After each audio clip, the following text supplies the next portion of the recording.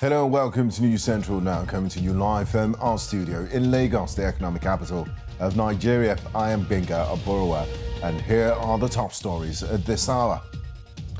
The African Union says it's ready to facilitate constructive dialogue between Somali parties. The World Food Programme has called for $82 million to respond to crisis in northern Mozambique. And the Africa CDC and World Health Organization discourages countries from disposing of expired COVID-19 vaccines. We'll bring you all the details shortly.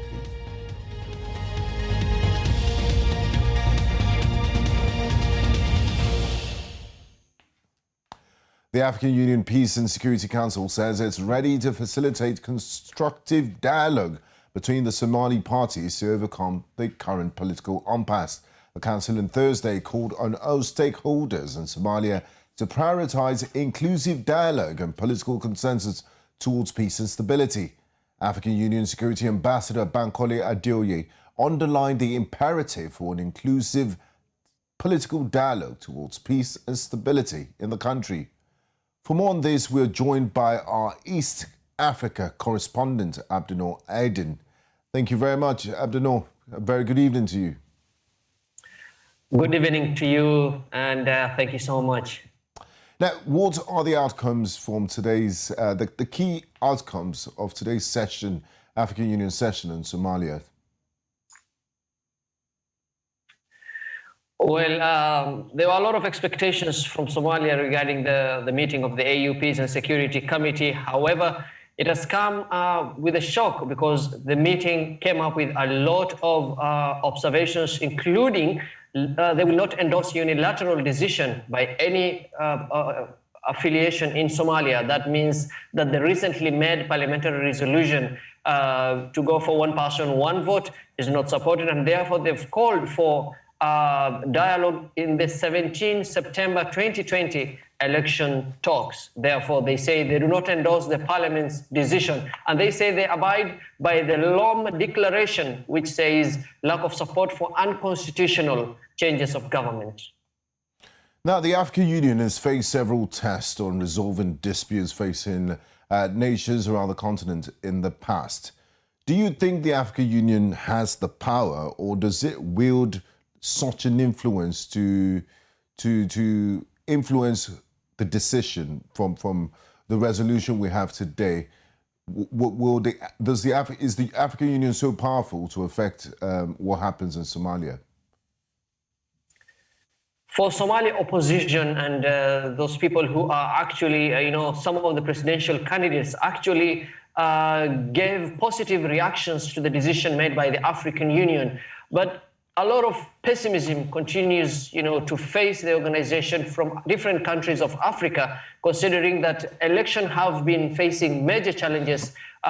Incumbents have been wielding power and, getting back to power for several terms.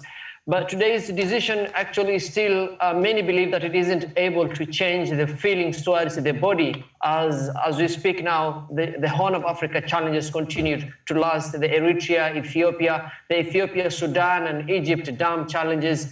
Therefore, many still believe that this body doesn't have, the power and support it really needs to effect its resolutions. Now, what's the rest of the African continent? How are they reacting to this? Just earlier this week, the Somali president, Abdullahi Farmajo, met with his Democratic Republic of Congo counterpart, President Felix Tshisekedi. He's trying to win individual countries on his side. Do you think the African Union's decision not to grant legitimacy to President Farmajo's term extension would dent his diplomacy's individual shuttle diplomacy that Farmajo is embarking upon to win individual nations over? Well, many do not believe that President Formaggio's key reason for visiting Kinshasa was to seek endorsement of Parliament's decision. Most recently, there are, of course, many other issues because the Africa Union mission in Somalia, the AMISOM, provides security support to Somalia, and there are many other lobbying related to matters touching on Somalia. However, for today's decision, the government earlier on released a strongly worded statement, especially pointing out countries such as Djibouti and Kenya for interfering on today's summit on Somalia. And they believe that the Africa Union mission needs to do a lot for Somalia because this country has faced similar challenges in the past, and recovering from that requires more than just accusations and blaming its recent decisions.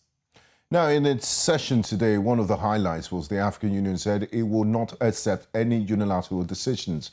What is the current situation on ground in Somalia? Has this term extension led to any instability in the country? What's the security situation like? And if there's no agreement, how do you see all of this playing out? Well, Somalia is one of the founding members of the African Union, and it also hosted one of the earliest meetings in Mogadishu before the civil war. The feeling and the entire situation in Mogadishu, of course, the opposition leaders have in the last recent days raised concerns about their safety, but the government security agencies have maintained that they will not allow any instability to recur in the country. There haven't, of course, been many key incidents as reported in the last few days, and especially since February when the election atmosphere engulfed the country. The only atmosphere that the country is currently staring at is what next as far as elections is concerned. But the instability that many were hoping for after February 8, the vacuum, the country getting back to violence, it's slowly fading away. And we even have one of the presidential candidates. He recently removed all his campaign materials, saying that it doesn't seem like there will be elections anytime soon. So many still believe that, considering the expectations, the peace and stability currently witnessed in the country has actually, demystified the feelings of violence and terrorism expected during this period of leadership-related challenges in the country. So I might just go ahead and complete the 2-year extension. Thank you very much, Abdenoor. Always a pleasure talking to you. We do appreciate your insights on the subject. Thank you so much. Abdenoor Aidin there, News Central's East Africa correspondent. Now, staying in the Horn of Africa, Ethiopia opposition parties have called for an extension of the voter registration exercise that is due to end on Friday. The party said only a few people had so far registered to take part in the elections scheduled for the 5th of June. The calls come after the National Electoral Board of Ethiopia met last week with political parties. Birtukan Mideska, who heads the Electoral Commission, said only 25,150 of the 50,000 polling stations were operational, adding that the rest were shut because of insecurity. The polls were originally scheduled for May 2020, but were pushed to August the same year and then to the 5th of June 2021 because of the COVID-19 pandemic. Now, the United States State Department says it has not seen any evidence that shows that Eritrean troops are withdrawing from Ethiopia. Spokesman Ned Price said this despite the commitment that both countries have made that the troops would pull out. He called for the immediate full withdrawal as it is critical to restoring peace and security and critical to the issue of humanitarian access. The Eritrean soldiers have been in Ethiopia backing the government as it fought the Tigray People's Liberation Front, a group that challenged the central government's rule. According to human rights groups, troops from both countries have been accused of committing atrocities, with thousands dying from the conflict. Ethiopian opposition parties have called for an extension of the voter registration exercise due to end on Friday. The party said only a few people had so far registered to take part in the election scheduled for the 5th of June. Last week, the National Electoral Board of Ethiopia met political parties over the matter when Birtukan Mideska, who heads the body, said only 25,150 of the 50,000 polling stations were operational. The rest were shut because of insecurity. Prime Minister Abiy Ahmed has himself made several appeals to people to sign up, saying it would help determine the future of the country's democracy. The United Nations World Food Programme has warned that Mozambique's Cabo Delgado province is heading for a spiraling crisis as thousands of people flee their homes amidst violence. The WFP said recent attacks in Palma have affected 50,000 people. Many have fled Palma to Pemba on boats, making their perilous journey over choppy waters. The UN agency said thousands are still trapped in Palma and Quitunda, and the agency said it was working round the clock to secure access to those most in need. It said hunger persists and children are worst affected, with malnutrition worryingly on the rise. The World Food Programme said it urgently requires $82 million to respond to the crisis in northern Mozambique and support the vulnerable, largely women and children.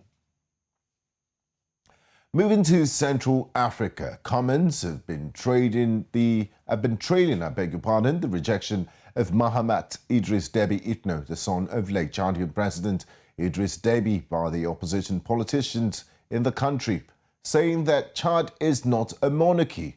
Mahamat Idris Deby Itno, also known as General Kaka, was in charge of the Presidential Guard and will lead the country for 18 months until elections. Earlier, we spoke to public affairs analyst Colin Siweke on the issue.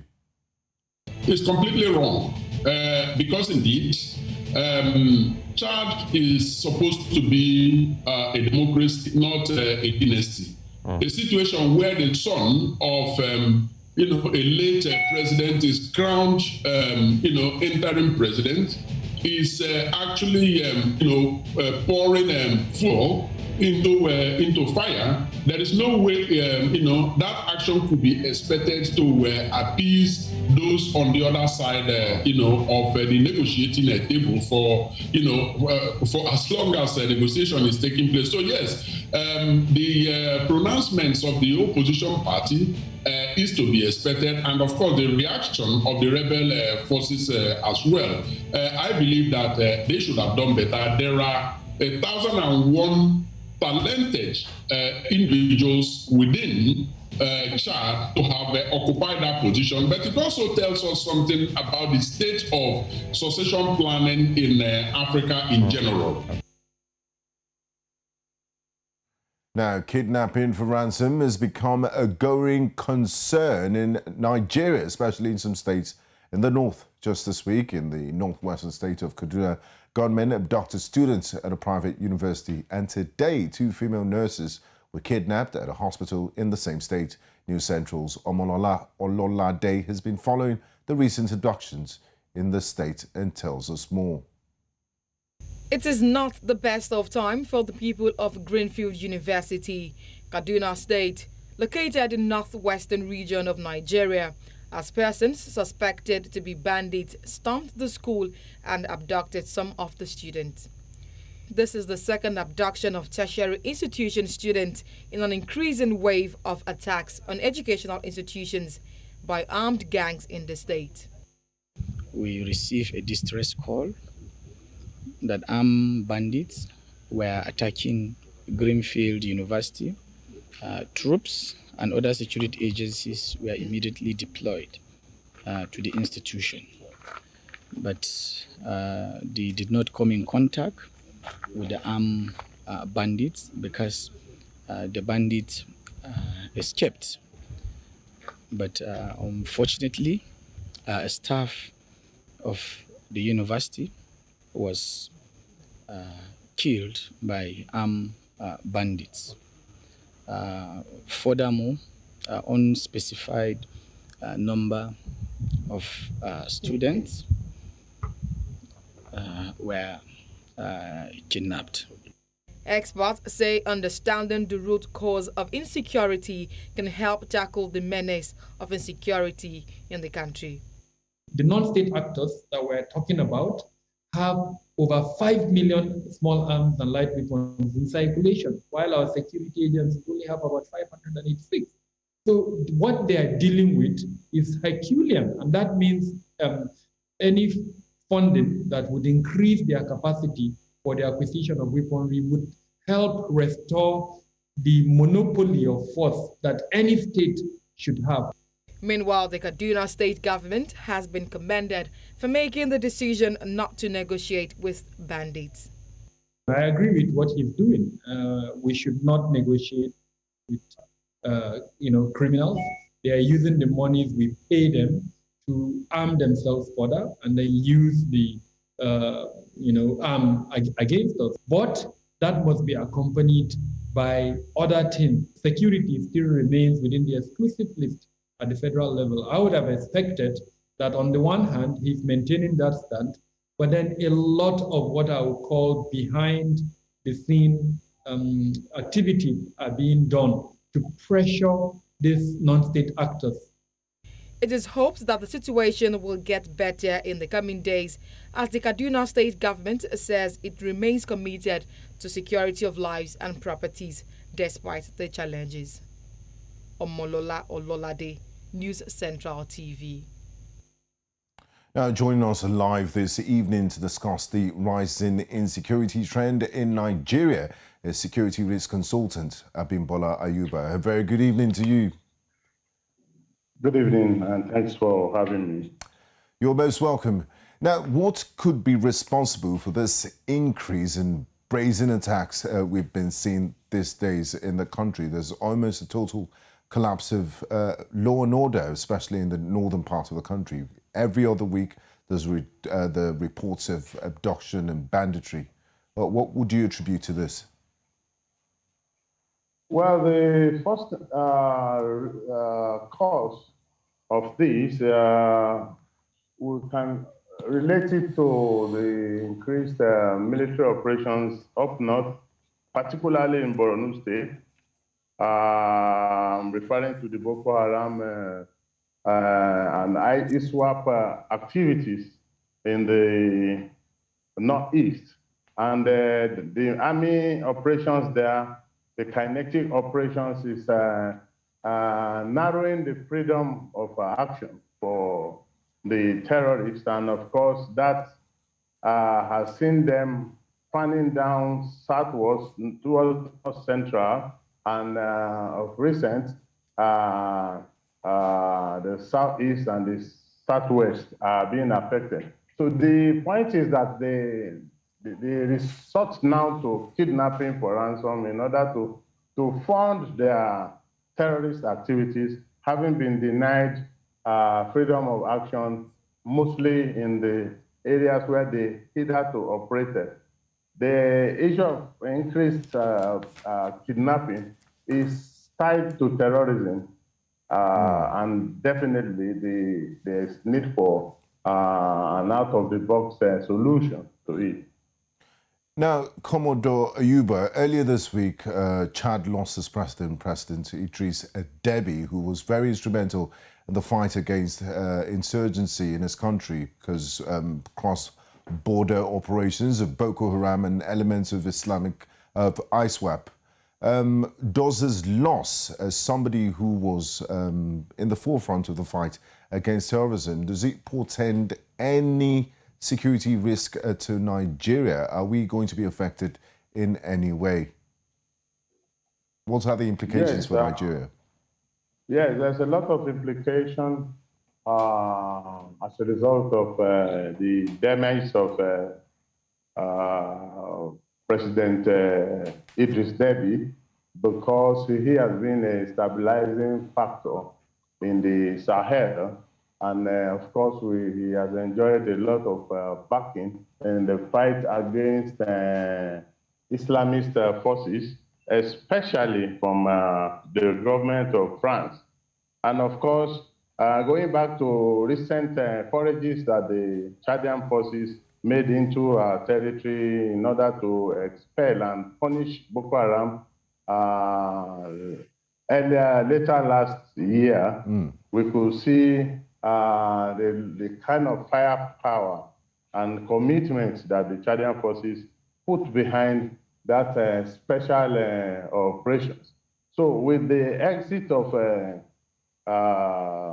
the Chadian President Deby, we could see a power vacuum, and of course we begin to see the activities of rebel forces also trying to unseat the present arrangement that is gradually settling in. So therefore, there's need for the Nigerian government to begin to engage closely with the Chadian government, and not only the Chadian government, all the other countries that surround us up north there, that's Niger and Cameroon, because the reports we are getting indicate that a lot of refugees are beginning to cross into Cameroon, and from that crossing point, it's just about 40 kilometers into Nigeria.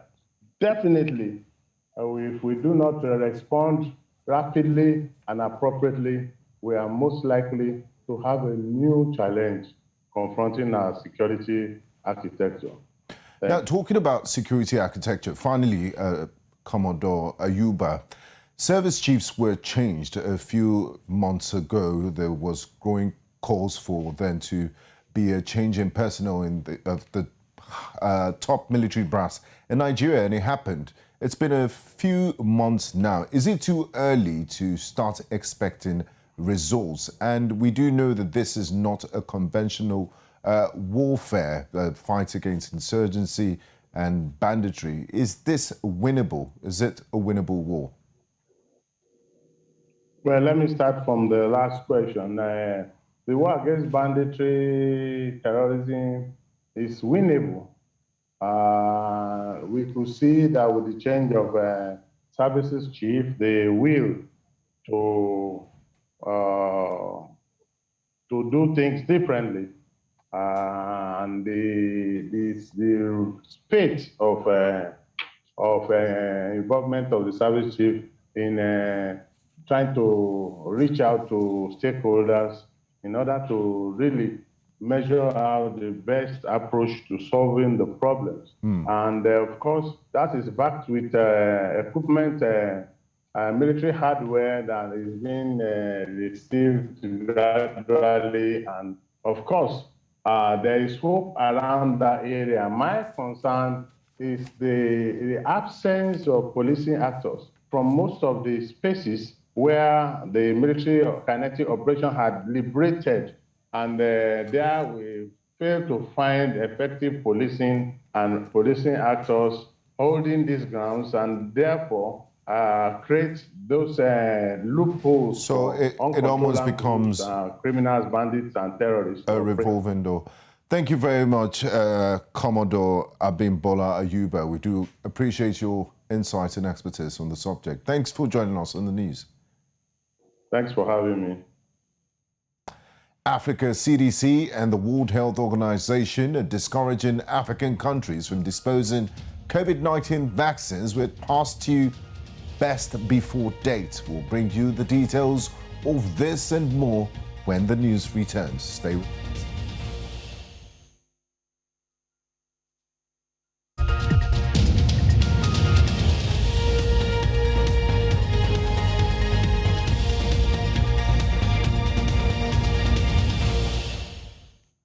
Nigeria's southwestern state of Lagos, the life and times of frontline pro-democracy Yoruba activist Yinka Odumaki came to a center stage Friday afternoon as political leaders gathered to pay their last respects.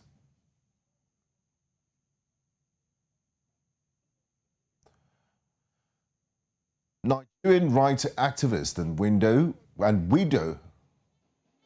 is to get this country on its right path, on the path of democracy, on the path of the rule of law, on the path of human rights.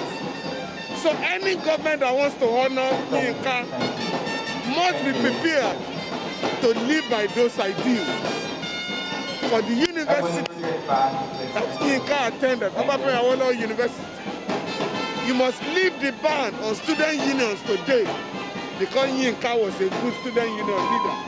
And that was what, it was that student union that produced Yinka as a political fighter.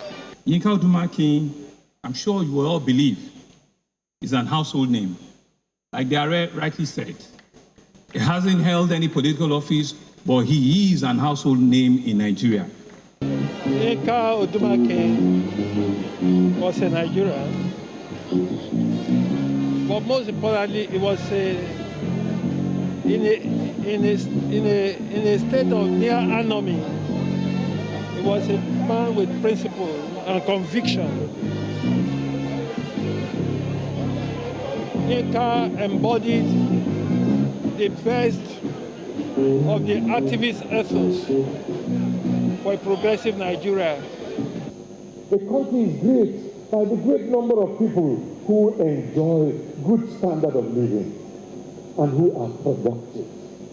This is what our friends fought for. Nigerian rights activist and widow of the deceased charged leaders to stay committed to the Nigerian dream. Comrade lies there. But one thing that is reassuring, one thing that will never make me break down, one thing that will make me want to come back and stay with an activist of note like him is that his ideas will live forever. His legacies will remain. All that he has lived for will remain in the sampling of time. And Yinka, you are not dead. You are alive. You will continue to live in our unconsciousness. And to live in the unconsciousness of the people is to live forever. The World Health Organization and the African Centers for Disease Control have urged African countries not to destroy COVID-19 vaccines that have expired. The United Nations Health Agency is asking countries on the continent to hold on to the expired stock and wait for further guidance. The call comes after Malawi and South Sudan said they will discard more than 70,000 doses of expired Oxford Astrazenca vaccines. The Africa CDC says it has spoken to the manufacturer and has been reassured that the vaccines are still safe. The health agency said it has been informed by donors of the vaccine, the Serum Institute of India, that the doses are still viable 3 months after the listed April 13th expiration date.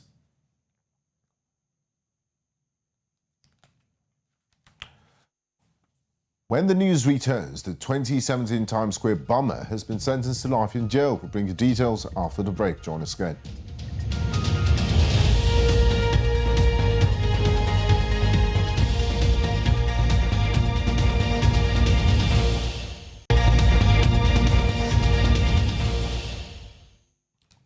In world rap, a man who set off a pipe bomb during rush hour in a New York subway station has been sentenced to life in prison. 31-year-old Akayed Ullah detonated the bomb in Times Square station on December 11, 2017. He later claimed he had only wanted to kill himself and was not acting on behalf of the Islamic State group. U.S. Circuit Judge Richard Sullivan described the attack as a truly barbaric and heinous crime. There were no deaths in the bombing, but 4 people were injured. The explosion also forced the closure of the station as well as the busy Port Authority bus terminal. Germany is in talks with Russia to buy 30 million doses of the Sputnik V coronavirus vaccine. Saxony State Premier Michael Kreshner announced this while discussing the issue with President Vladimir Putin on Thursday. Kreshner, in a tweet, said the doses will arrive in tranches of 10 million doses in June, July and August. The Premier said the prerequisite for the doses is the swift EMA approval of the vaccine.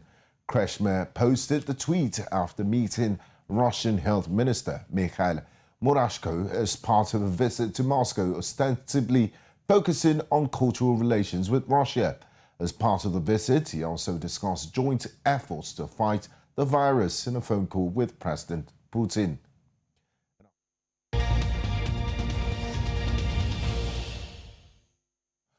Now in business, the government of Lagos State, Nigeria's commercial nerve center, has launched a 5-year plan to boost agriculture and food production in the state. The plan would enable the state to export agricultural produce to other parts of the country and Africa in general.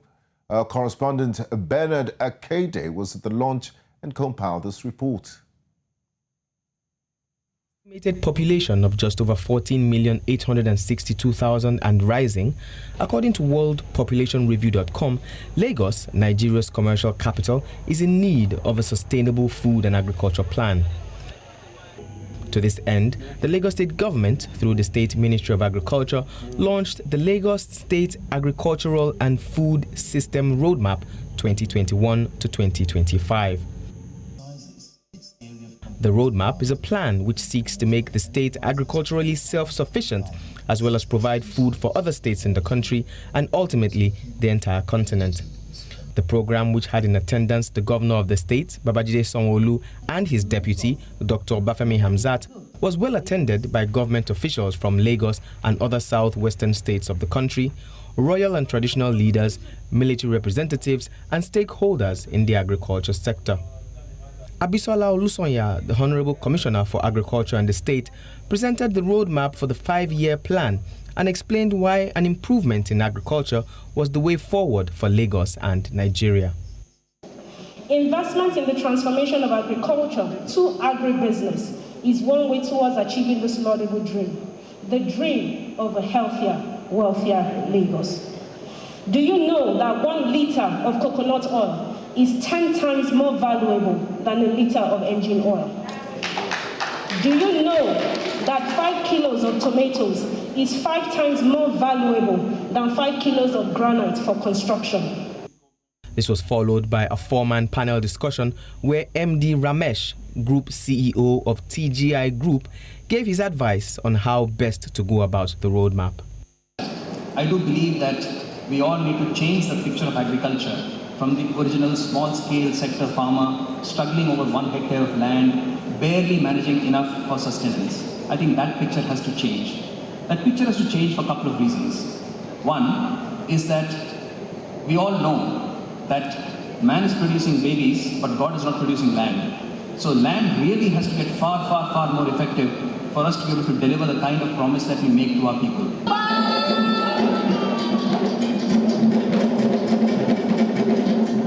After all the pomp and ceremony, the governor gave his keynote address and then officially kicked off the 5-year program.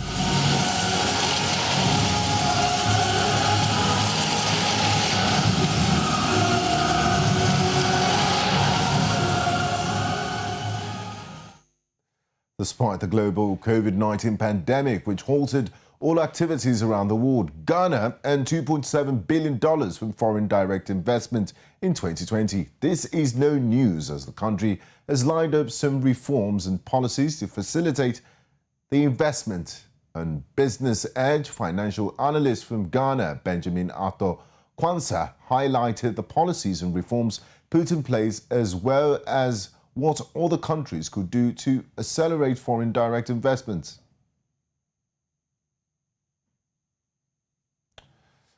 More data showing the negative effects of COVID-19 pandemic in Africa has been released. The figures show that the 2020 capital outflow occurred in the first 4 months of the year. News Central's TV business desk filed this report. Many nations are still trying to recover from the negative economic data recorded in 2020 due to the lockdown caused by COVID-19. One of the main hindrances is the capital flight experienced in Africa. $4.5 billion in capital outflows from Africa was recorded in the first quarter of 2020, according to a recent African Trade Finance Survey report released by the African Export-Import Bank. This is the first of its kind and was released in collaboration with the United Nations Economic Commission for Africa, the African Development Bank, and Making Finance Work for Africa Partnership. Professor Benedict Orama, who is the African Export-Import Bank president, said that the massive capital outflows has strained African banks and caused sharp drops in their net foreign assets. Orama added that this further worsened liquidity constraints and undermined the capacity of banks to finance African trade. However, to curb capital outflow on the continent, there is need to increase sustainable businesses on the continent to help drive commercial activities among African states using the African Continental Free Trade Agreement. When the news returns, we'll have all the latest from the world of sports. Stay with us.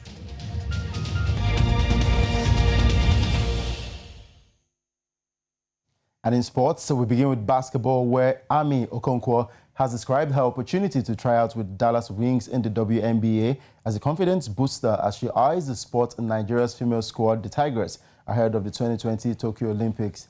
The 25-year-old played 18 games for Club Deportivo Zamarat in the female Spanish Elite League, averaging 11.3 points and 5.4 rebounds per game in the 2020-2021 season. She was one of the 16 players invited by coach Otis Hughley for the first phase of the Olympics preparation in Atlanta.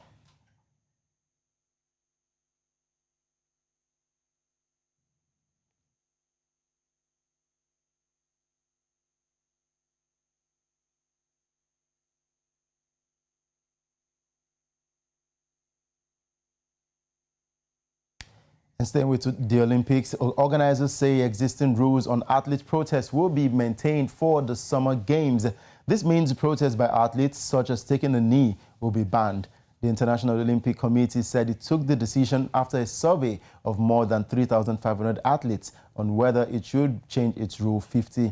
The IOC said 67% of the surveyed athletes wished to keep the Olympic podium free of protest, while 70% were keen to avoid on-field demonstrations. Protests are prohibited on the podium, field of play, or at ceremonies, and the IOC has said sanctions will be considered for those who breach the rule. The decision has been criticized by the World Players Association, which brings together 85,000 athletes from 100 player associations across the world. And in rugby, South Africa's World Cup winner, Andre Pollard, is set to return from injury in the coming weeks after almost 7 months on the sidelines. His Montpellier coach, Philippe Saint-André, said on Thursday that the 27-year-old is advancing well and training with the rest of the team as normal. And Pollard, who last played for the Springboks in the 2019 World Cup final, has been out since September with a serious knee injury after making just 2 appearances this season. Now, this weekend, Montpellier head to Bordeaux Beagles and are 4 points above par in the relegation playoff sport. Now, next week, they head to Bath in the European Challenge Cup semi-final. And in football now, where Egyptian Premier League outfit Ceramica Cleopatra FC has parted ways with first-team head coach Haitham Shaban following the team's defeat to Al Makassa in the Egypt Cup. The 41-year-old manager was in charge of Ceramica for 18 league games this season, winning 6 to stand in 8th place with 25 points. Shaban made history for Ceramica when he led the team to Premier League promotion for the first time ever last season. But his side was knocked out of the Egypt Cup on Tuesday after a 2-1 loss in the competition's round of 16. And straight to the European Super League, Inter Milan coach Antonio Conte has called for an evolution in football, saying moves made by 12 top clubs to form a Super League should be a wake-up call for UEFA.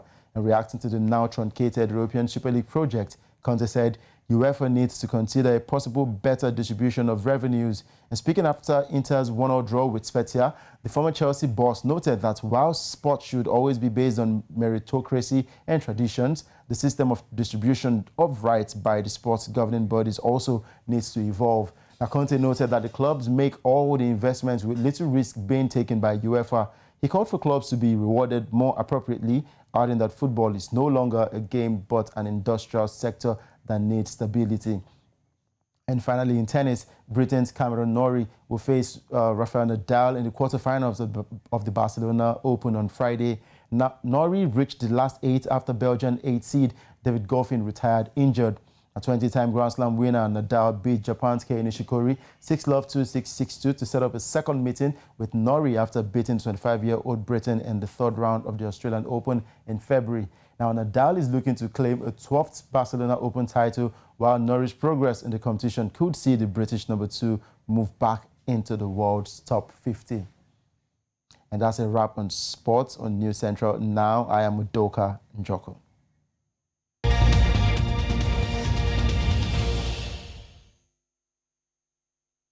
In entertainment news, 49 TV stations operating illegally in Ghana have been shut down The National Communications Authority say the closure of the unlicensed stations is designed to ensure the efficient use of the country's broadcasting spectrum. No signals do not cut it if it becomes too crowded. About 146 TV channels are currently authorized to operate. The NCA says it continuously monitors satellite free-to-air television platforms. The process of shutting down the stations is being done in collaboration with the police and intelligence agents. More than 50 radio stations were shut down in a similar exercise in 2017. For more entertainment news, our entertainment reporter talks with US-based Nigerian filmmaker Nnamdi Kanaga on the process of his new film, They Chose to See. The movie is based on the Igbo mass suicide of 1803.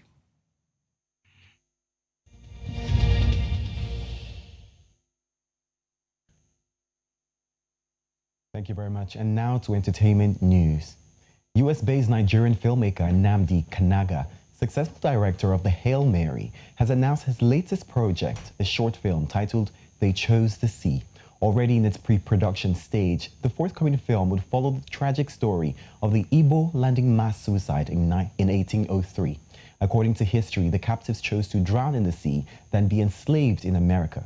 For Nnamdi Kanaga, he says They Chose to See will celebrate the bravery of the Igbo people while highlighting the great strength of the people who chose the protection of their God and death over the alternative of life and slavery in a foreign land. Today we have Nnamdi Kanaga himself. How are you doing, Nnamdi? Hello, I'm good. How are you doing? I'm doing great. So let's go straight into it. So if I might ask, what exactly about this story to you was worth sharing with the world? I mean, I think it's mostly about just realizing what the people who came before you did and trying to tie that with your own personality as someone who is struggling in a foreign land, being an Igbo person and knowing that we don't have much history of our people documented, and then knowing that people who left the land and came to a foreign land chose to die than be oppressed in a foreign land. And you being someone who leaves your country to another place to survive, and you go through all of these things every time, and you're wondering, how am I able to do all of these things? And then you realize, oh, people who were here before me did this thing. And just on realizing that, I had no idea about the story. I only realized the story 2 years ago when I stumbled upon it while researching for an article. And when I saw the story, I just became so obsessed with it. And I'm like, I'm going to tell the story because it made me feel proud of myself as not just an Igbo person, but a black person in a foreign land, basically. Right. So right before I go into the fact that, of course, you live currently in America, let's go more into the film. So I'm super curious. What phase are you in actualizing the film, the film itself? Right now, like I said, we are currently in pre-production stage. So basically, it's like writing the script, trying to make it look good, and then most importantly, raising funds. Because I just put out my Kickstarter campaign to raise funds for the film because it's going to cost a lot. Of course, it's the historical piece and it's set in 1803, and it's like I can't even begin to imagine, but it's going to cost a lot. And in an interesting turn of events, a cow was on the loose at Nigeria's largest international airport in the country's commercial capital, Lagos. They watch as airport officials try to restrain the animal, which was one of over 300 that came into the country today from the United States. The more than 300 Jersey cows are part of a joint venture dairy project in Nigeria's southwestern state of Ekiti. A presidential spokesperson, Tolu Ogunlesi, in a tweet explained that the Ikun dairy farm where the cows are headed to is expected to produce about 10,000 litres of milk daily. Today is Mother Earth Day, and Nigeria joined the rest of the world to celebrate at this year's event. United Nations Secretary General Antonio Guterres warns that Mother Nature is not waiting. Experts have also called on the public to join the campaign to plant more trees. They say this will reduce the effects of global warming and climate change, as well as help make the world more green. Our correspondent Amadine Uyi reports. With increasing flooding, rising heat waves, intense drought and storms, millions around the world have lost livelihoods and communities. Environmental experts attribute these catastrophes to global warming and climate change. With the search for immediate solutions and an attendant call for action, some have identified tree planting as an ideal weapon and tool. Planting a tree is a long-term investment, I would say. It's a long-term solution to the problem. Trees are important for people because first of all, they provide food and shade, of course, protection from the sun. But it's also so important for biodiversity and creating spaces for pollinators, but of course also carbon capture, reducing air pollution, but also sound pollution in urban areas. Trees is actually, when they say there is no tree, there is no life, because the carbon dioxide that we breathe out, it is the trees that take them in, and then they process them and release the oxygen that we breathe in as human beings. As Nigeria joined the rest of the world to mark the World Earth Day, several environmental experts say it presents an opportunity to integrate young adolescents into the Trees for School initiative. The initiative is expected to help make the environment more green. Our plan is to ensure that all the schools in FCT are green, planting trees with the students, the next generation. Trees play an important role in the battle against global warming. While today's World Earth Day presents an opportunity to focus on trees, environmental experts here say it presents another opportunity to integrate students into Nigeria's tree planting campaign. We need to teach the young ones how to grow and nurture trees, to provide fruits for them as part of nutritional support, to provide shade, to improve the air quality within the schools, and above all, carbon sequestration, which we are all trying to reduce. Easier for us to impart knowledge to the students than even to some adults who have already formed their opinion. And then we believe that when these students, when they take up leadership position in the future, as they are making policies, as they are ruling the nations and ruling parastatals, they will be able to take this mindset of planting trees, knowing that the natural resources are not infinite after all. And so they will be able to take responsibility for nature and to take good care of nature. Some of the students revealed lessons learned on the importance of planting trees. I learned a very important thing, and that's how tree affects our environment.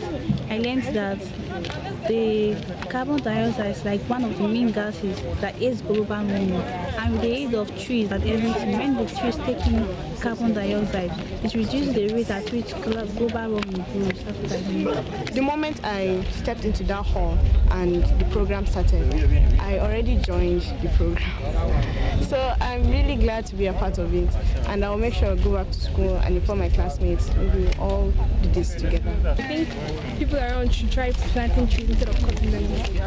With climate change now officially a global misfortune, it is hoped Nigerians will plant more trees and reduce the effect of global warming. Amadine Uyi, Central Television. For more on what to expect from the Earth tomorrow, we turn to a weather desk.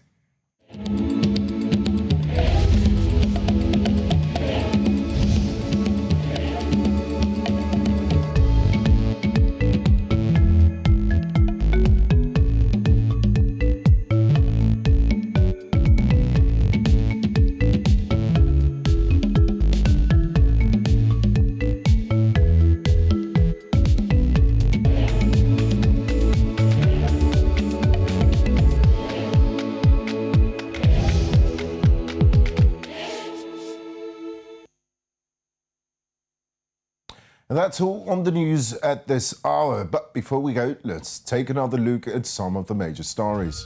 The African Union says it's ready to facilitate a constructive dialogue between Somali parties. The World Food Programme says it urgently needs $82 million to respond to the crisis in northern Mozambique. And finally, we told you that the Africa Centers for Disease Control and Prevention and the World Health Organization have urged countries not to dispose of their expired COVID-19 vaccines. Remember to follow us on social media. We're at News Central TV. You can also catch up with our news and programs. Just download the News Central TV mobile app on Play Store and iOS. You can also watch us live on Star Times, channel 274. Many thanks for watching. I am Benga Aburua.